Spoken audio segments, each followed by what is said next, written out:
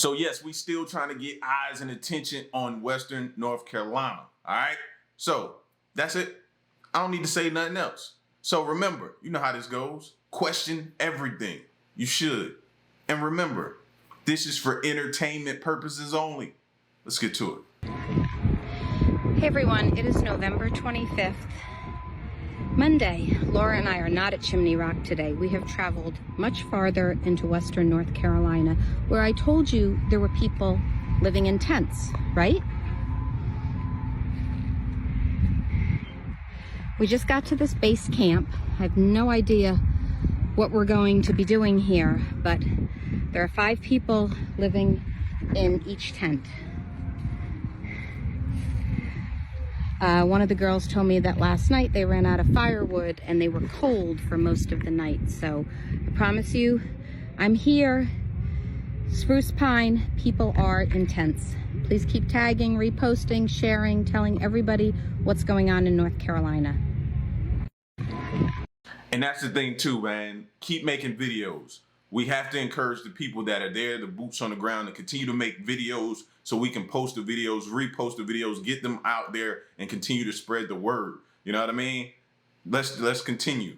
It's January 10th, 2025, and I'm at the end of my temper and my rope because my organization and every other volunteer grassroots organization that I know is on the road handing out propane, looking for people in tents and campers, doing everything we can to help them in a nasty winter storm, which has single-digit temps, snow and ice, and the roads are already a mess. They're not going to be passable, y'all. And then we get word that FEMA's given themselves 3 days off of work because of the same winter storm, so the FEMA people can stay in their warm houses that aren't drafty, but the people who lost everything because of Helene are just going to have to hoof it on their own. This does not make any sense. And don't come at me with anything other than shut down FEMA. You mutual funded motor scooters are doing everything you can to get in the way of the recovery of the people. And right now we're worried about their survival. This is survival. And my organization and everybody else I know, we are not stopping because these are our neighbors. But dadgum you, government, I've had enough. President Trump, when you get in, you better turn them into a pocketbook and a spreadsheet because they don't deserve to be anything else. I mean, what do you say after that? There's nothing for me to say, but I'm giving y'all her information for sure, for sure. Her name on TikTok is one Kentucky _girl. That's the number 1 Kentucky KENTUCKY _GIRL. Kentucky girl. But this is a duet. So somebody could have posted it. So I'm gonna give you, it says duet with Leigh Brown, NC Realtor. So I could have that wrong. So I'm gonna give y'all this one as well. At LEIGH Brown, BROWN, like the color, NC, then Realtor, REALTOR. So I don't know if the Kentucky girl is the actual person that we're looking at right now on the screen, or is it Leigh Brown, NC Realtor. So I gave you both so you have it, but after she said what she said, she said what she said. This house isn't real. Images like this are claiming to show the only surviving property in a neighborhood hit by the LA wildfires. This video alone has more than 16 million views. You can't say this was anything but God. The picture shows a house surrounded by dozens of other burnt out properties. People have claimed it was left miraculously untouched, but the image is actually AI generated. A reverse image search of the photo reveals that it was made with Google AI. There's also this image showing another house with a red roof, which has been posted alongside similar claims. It's also AI generated. Image analysis expert Hani Farid told us you can tell it's manipulated because the shadows in the image are not physically plausible. What that means is the shadows are inconsistent with what you typically expect from sunlight. Another big clue? If you look closely, you can see it says picture from AI in the bottom left corner. Several other images are also doing the rounds. This one is genuine, but it's not from LA last week. It's actually from Maui in Hawaii, following wildfires there in 2023. With wildfires still burning in LA, misinformation continues to spread rapidly about the areas affected. This house isn't real. Images. All right, y'all, we have to understand that this comes with the territory. This is the time and the day and age we live in where it's just like scammers out there. We're going to have to be able to navigate through these type of waters. We're going to have to be able to, bro. Now we know, okay, cool. We move on and keep going. You know what I mean? But don't let that stop you. this is what it is, bro. And we're going to have a lot of that from now on. So we just got to get better at identifying it. It's crazy. Today is January 19th, 2025, Indianapolis, Indiana. And we're watching that orb that's on my page. Everybody needs to go to my page and watch the other orbs that I have. The seeing eye one looks like an all-seeing eye. And it's really cold. Like I said, it's 9 degrees here right now. It's really cold. So hopefully this thing will do something quickly. There it goes. It's cold. My dog is barking in the background, but it's doing something weird right now. It's probably going to turn into the eye. Oh, there it goes. There goes the eye. I'm so glad TikTok's back. Welcome back, TikTok. We're looking at the orb transform into an eye. And there it goes, guys. It is January 19th, 2025. And I'm not sure what time it is. Probably like 7 p.m. or something. Let me see. Let me look at my phone.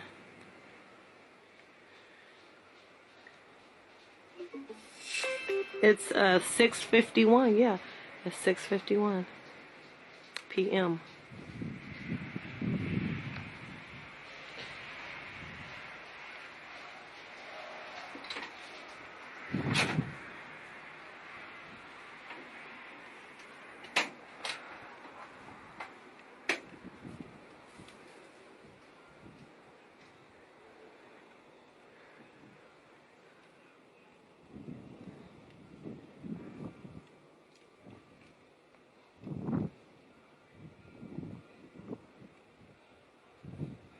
It's getting bigger now. It's a different looking eye today. I don't even want to touch it, but I gotta move it over.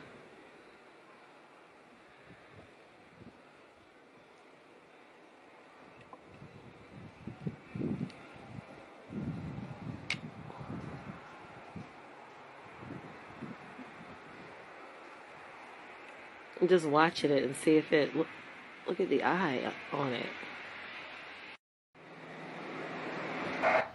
It's amazing how we have just become like desensitized to it, and we're just so calm around it now. Do y'all notice that?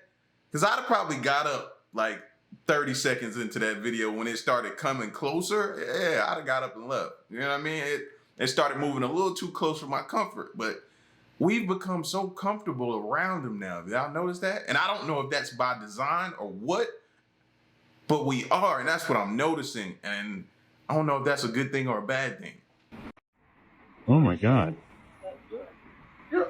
Wow.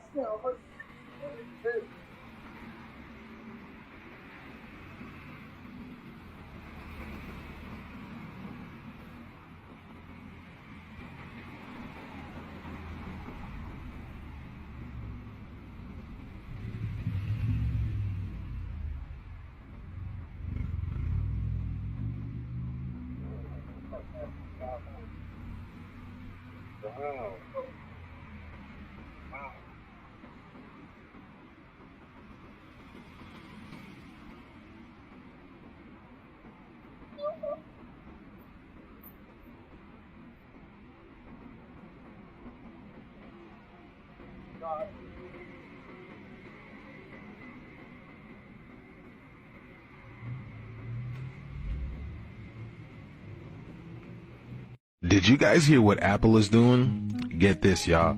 So Apple is mad that nobody's buying phones as quick as they used to anymore.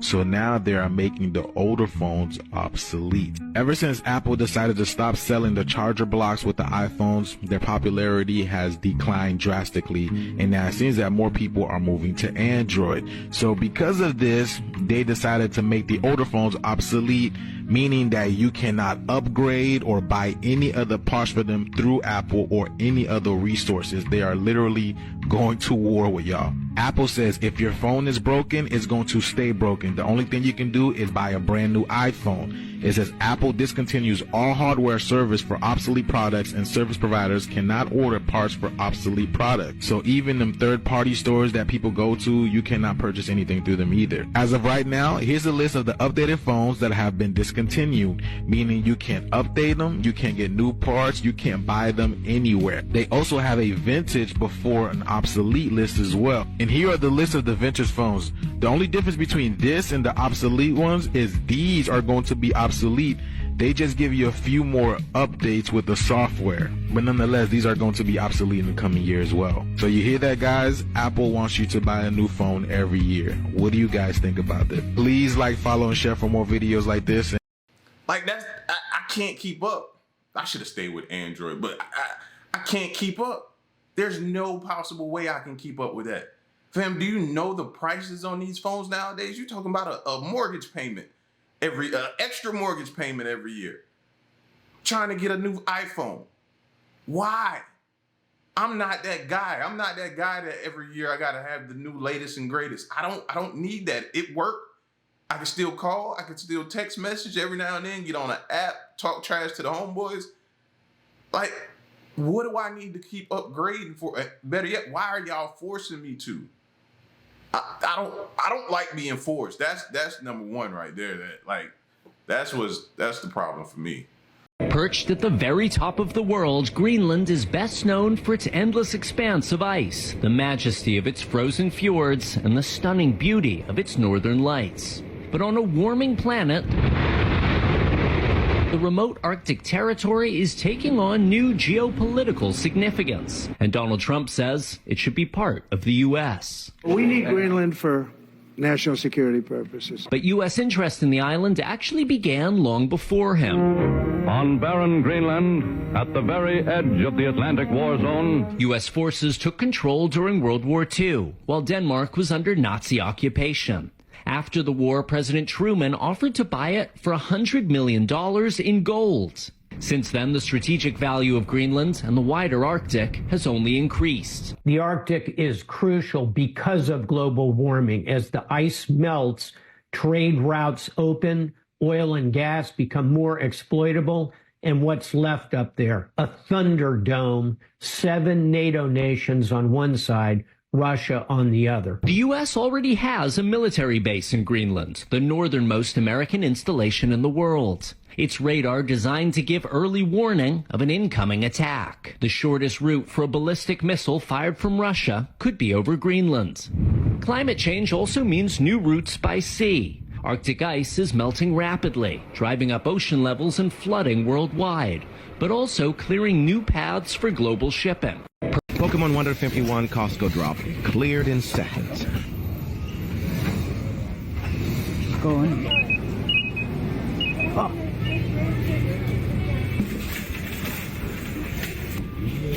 Excuse me.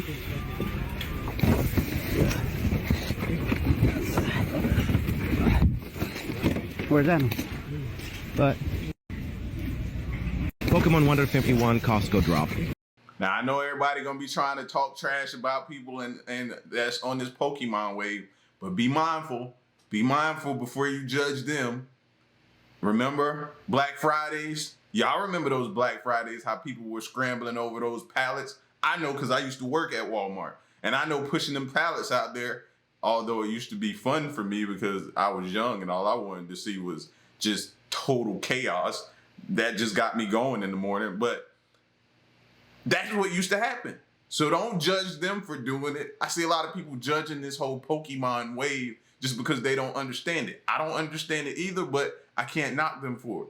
You know what I mean? I cannot knock them for it. They not doing anything that's harming anybody. You know? But I've been hearing about these Costco drops and it's chaos out there if you ever seen one of these. All right, TikTok. So I have a lot to say this morning. I don't even know if I'm gonna post this yet, because what happened to me and to my girl last night, I'm still trying to process it. But for those of you who do believe and who are awake and who recognize that something is changing and things are happening, you're not wrong. So for the last month and a half, 2 months, since early December, month and a half probably now, I've been posting these videos of these lights that are that have always been designed. You guys have seen the videos. Me and my friend, we ate an 1/8 of mushrooms, and at about 10 o'clock p.m. something was telling us to come outside, and I said, you know, baby, we're probably gonna see some crazy stuff out there, you know, like, you know, we're probably gonna see a light show, you know, we're probably gonna see these drones or whatever these orbs are. Just kind of talking, not really expecting much to happen. When we get out here,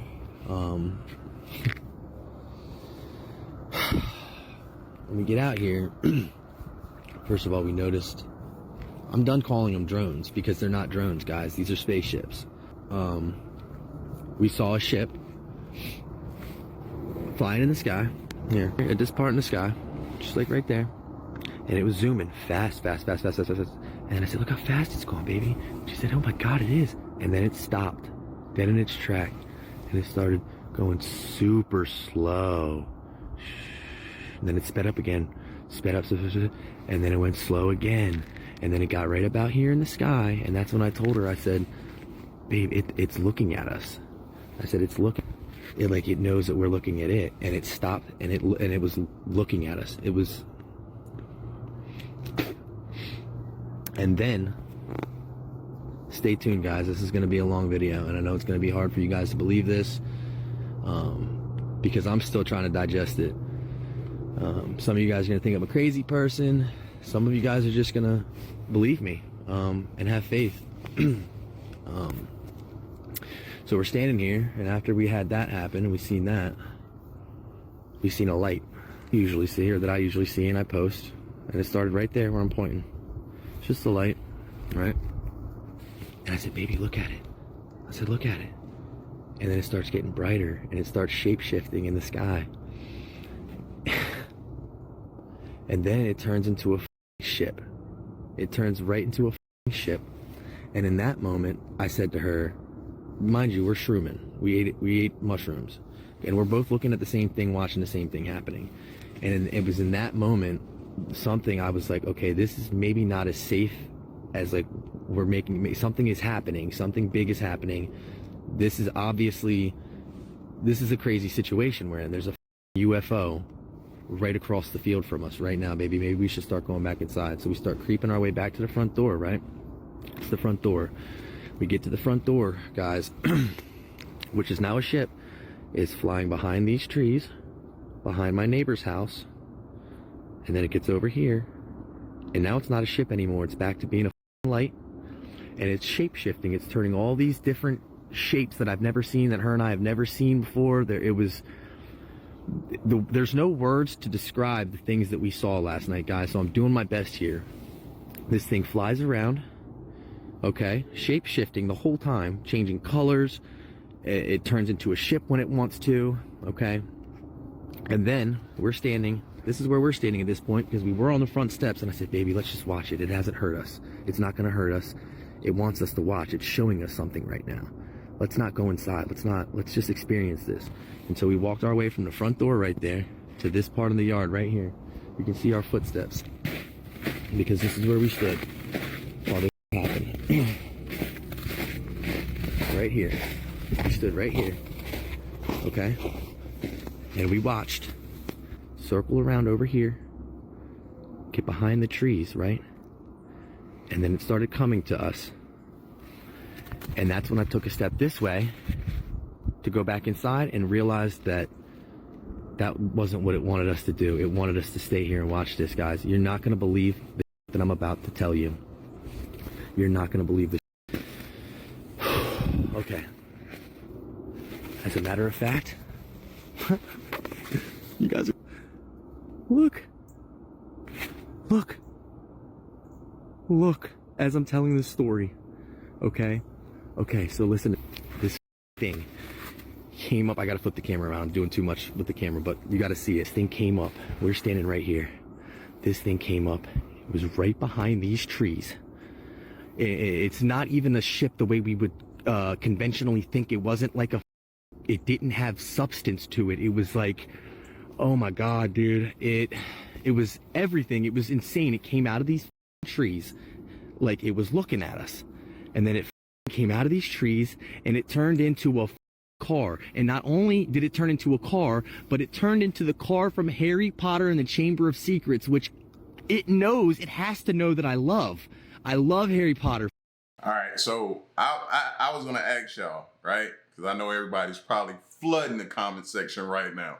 I was gonna ask y'all, like, because you know, I don't know anything about shrooms or shrooming or nothing, anything like that. All right, I don't know. I've never had that before, so I don't know. But I know the saying when you drink, I've always heard of the saying, "A drunk man tells no tales." So is that the similar case in this situation, or is it different? That's what has been going through my mind along with this. And how can I not believe anybody these days because they're describing some of the same things we're seeing in the sky? I mean, a few videos back, we saw the lady and it was the shape-shifting orb in the sky. The one where I was like 30 seconds, I'd have been got up and walked in the house.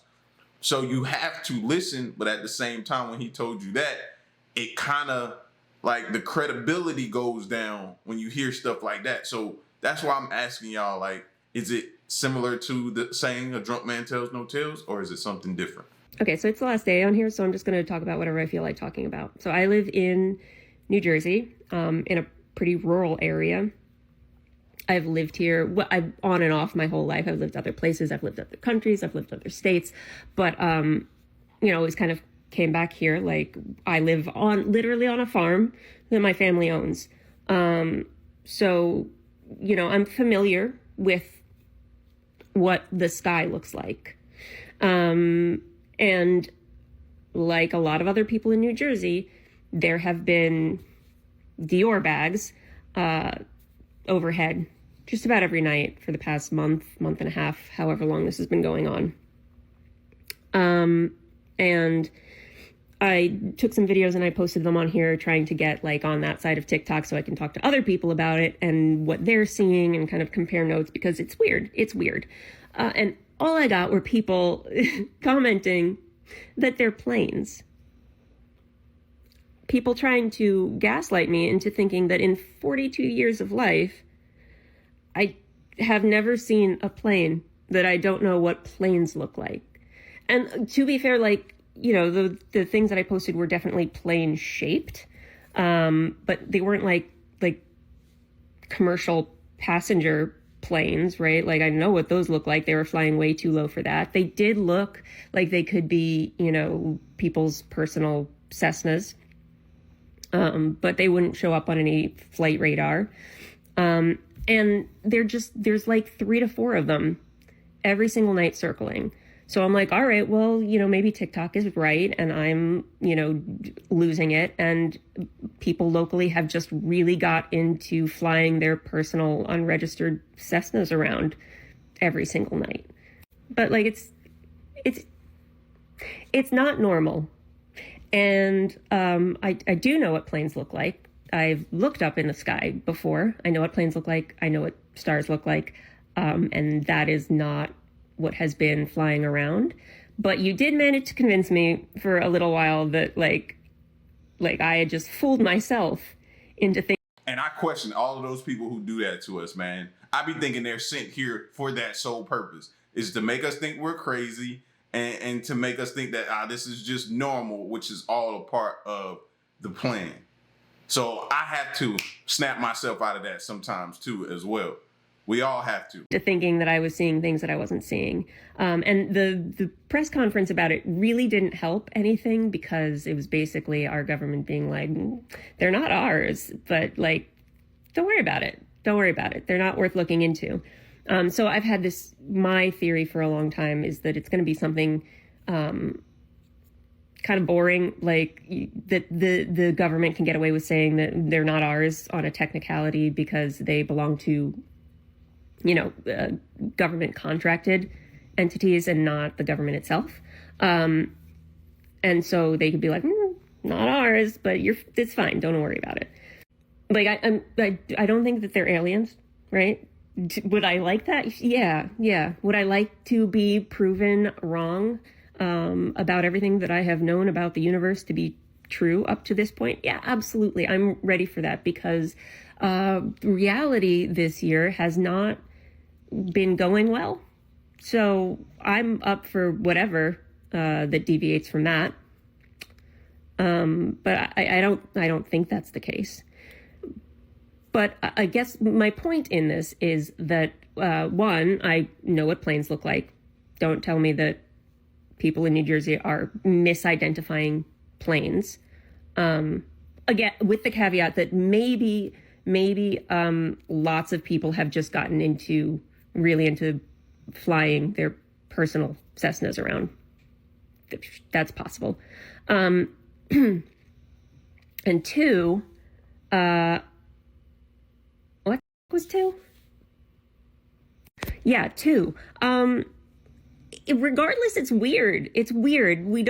I feel like nobody talks about it anymore. And again, I know what the night sky around me looks like. I've looked up at it a lot. Whenever there are any sort of like interesting celestial events happening, I try to see if I can see them. I know what the night sky looks like. And it usually does not have 3 to 4 of these weird Dior bags circling every single night. And nobody's talking about it anymore. We've become numb to it. Like, we're just like, oh yeah, there they are again. They're there. They're circling. They're there. I walk outside and I'm like, hey guys, how's it going? And that alone is a little bit disconcerting to me, that it is that easy to get us to be like, all right, I guess this is just normal now. So anyway, that's that. I am not a tinfoil hat type of person whatsoever. So I have wound up on some really weird sections of TikTok that I'm like, I have to have words with the algorithm over this. But like, having said that, like they exist. And two, nobody seems to have an answer for it. And so I'm just throwing my 2 cents in. Because this app is going away and who cares? So yeah, that's it. Okay, so it's the last day. Listen, bro.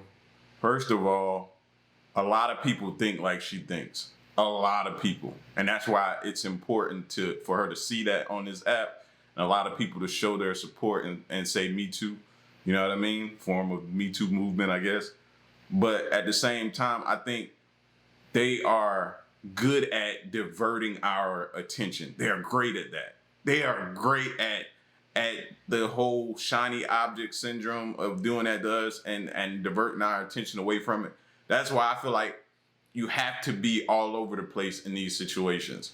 I try to be with the Dior bags. I try to check on the orbs. I'm trying to check on Western North Carolina. I'm trying to check on LA wildfires. I'm trying to check on everything. The red number 3 dye, that stuff. Everything going, the bird flu. It's so much going on right now. It's so much. So you're having to try to make sure you stay on top of everything. And they understand that it can become overwhelming to the point where we just be like, you know what, bump it. It is what it is. They're expecting that. Southern California, hundreds of thousands have been displaced or unfortunately have lost their homes. Organizations are on the ground aiding victims with their needs, including the nonprofit organization Music Changing Lives. Their goal is to provide assistance and rebuild while educating people on how to avoid being taken advantage of during this time. Yeah, and CEO and founder of Music Changing Lives, Josiah Bruni, joins us now. Josiah, thanks so much for your time on this Saturday. Can you tell us a little bit more about the relief efforts your organizations are contributing to victims in these wildfires? Yes, thank you so much for your time, guys. So from day one, our brother Brandon Lamar, Flint Ridge Community Center, neighborhood servants, and several others joined forces to come together and do a Dina relief aid, where we would bring PPE supplies, water, and the essential needs for our families. And now we've been collecting that data and working together with FEMA and our county officials to get these residents the help that they truly need. Josiah, it's great work you're doing, but also the idea of helping people not being taken advantage of. Talk a little bit about that and that challenge that is now going to be faced to so many people out there. Yeah, so with the Heal Dina campaign, we wanted to come in and basically give people the true facts, give them hardcore data, put them in front of the elected officials and the government agencies that could give them the information that they need so they're not misled. We're also working with management and property companies, so we don't deal with rent hiking and spiking of rent. And I want to thank those that have joined forces with us to donate their time as well, especially our volunteers that are working around the clock to get these families in somewhere comfortable where they could take a warm shower and sleep in a comfortable bed. For many, I wonder if that organization is aware of what's going on in Western North Carolina as well. Maybe they could reach out to some organization. Maybe they have a sister company that's on this side as well, and maybe can get some help over there as well. Maybe they, you know what I mean? Something I was just thinking about. they've never been in this position before, never dreamed of being in this position, and it's an emotional toll. You've partnered with many local organizations like the Pasadena Church and Metropolitan Church. Talk more about what that has looked like, seeing the community come together. Yes, it's a blessing. Pastor Kerwin says it all the time. The way that we work together, people think that I've known him a lifetime, but I actually have only known him 5 days now to date. And he came to the Flint Ridge Center, bless Flint Ridge for opening their doors to us, but they had to get back to business as well as a community organization. So the church has stood up and said that they would open their doors. And I told them, you're always pouring into the community. Now let us as community leaders pour into you guys. So several of our partners like Soulful Soil Farms, Juicy Little Finds, and also Stronger Homes Network band together so that we could help these pastors in the community heal their community together. Josiah, I love the work that you guys are doing. From what I understand, you've served over 7,000 families since Thursday. And I'm curious, what's the response been, and how much longer do you think that you'll have boots on the ground for? Yes, thank you. The response has been overwhelming with love and joy. Even though it's a time where it's very sad and a lot of wrong has happened and a lot of people are hurting, this is a place where people can heal. And so we really think that the community is band together from far and wide. We have people driving down from San Francisco, San Diego, New York. I got a truck coming in from New York now, and you just see the love that's coming to California. But most importantly, I love the media and that you guys are giving us to amplify the message that we're here for the long haul. Our ultimate goal is to help Dina rebuild. A lot of elders and families are in situations where they may not be financially able. So we're setting up GoFundMes and all type of different activities and showing the world that California will stick together and rebuild our communities one block at a time. And hearing that sentiment is really what people need to keep working through this challenging time. And we will absolutely commit to amplifying your voices and the organization that you have been a part of, really just helping these people in such a time of disaster. CEO and founder of Music Changing Lives, Josiah Bruni, thank you for coming on to Fox Weather this morning. Thank you for having us. We love you guys.